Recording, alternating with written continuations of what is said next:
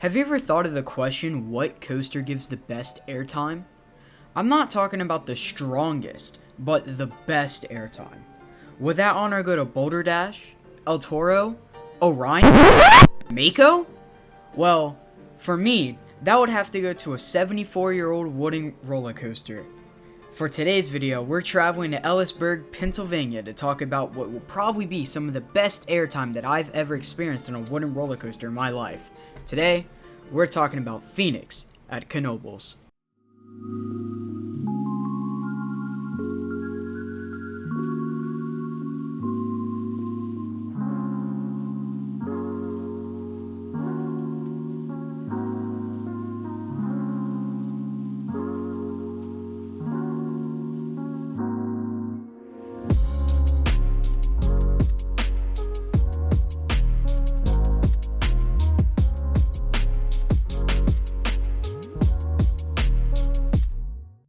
Just a heads up, my reviews are going to be a little bit more fluid than most, as my opinions often change within the season.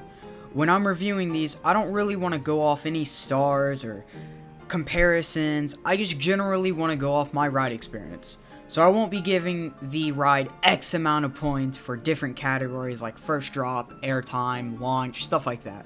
Although I will be giving them a general score out of 10, and if I would recommend it.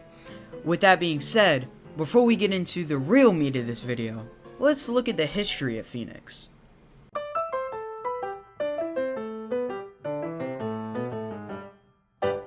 The coaster we now know as Phoenix was not originally called Phoenix, or was even located at Knoebels. This PTC coaster was originally located at Playland Park in San Antonio, Texas in 1947, and was called the Rocket Roller Coaster.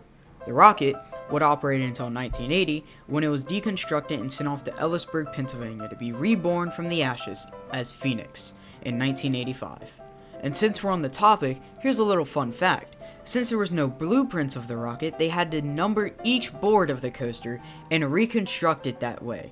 But luckily, we still have this Firebird giving an amazing ride 36 years later, despite what Chris might tell you. Judgment was that this is a really fun coaster with good airtime, but it's nowhere near the level of an elite wooden coaster. It barely makes my top 10 woodies and my top 50 coasters. Some have even said that this Ace Landmark is the best wooden roller coaster in the world. But do I agree with that?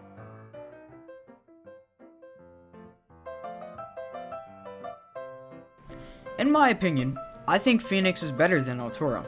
Don't believe me? Well, here's where El Toro ranks in my top 10. And here's where Phoenix ranks in my top 10. The reason why I think this may be BS to some people, but my god, was the one ride that changed my opinion on this ride amazing.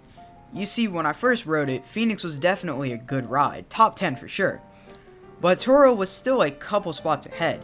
That was until later on into the day when it started to get hotter. I think on this June day it maybe got up to like the 90s with no clouds in the sky, so basically prime weather for a coaster to start overspeeding. Now normally I'd go through the layout element by element and explain my thoughts on them, but since this ride is mostly the same, I'm only going to talk about the parts that really stood out to me.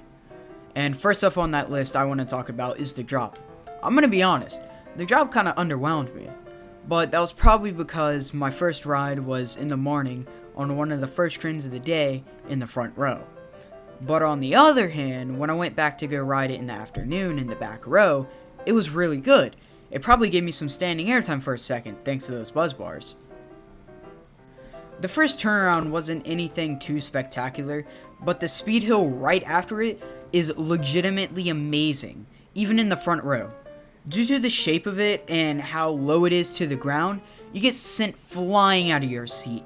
You're then slumped back down and flung up into the air again by the second speed hill right after it. I swear, it's like riding an RMC speed hill, but with a buzz bar. It's insane. From this moment on, the ride doesn't let up.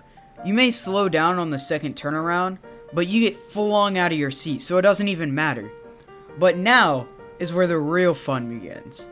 You then go into a double up that gives you some amazing airtime that just keeps you flying out of your seat. And then you go straight into a double down that does the same thing, just a bit stronger. But don't worry, that's not the best moment of airtime. That's about to come up. This next element is what made the ride for me.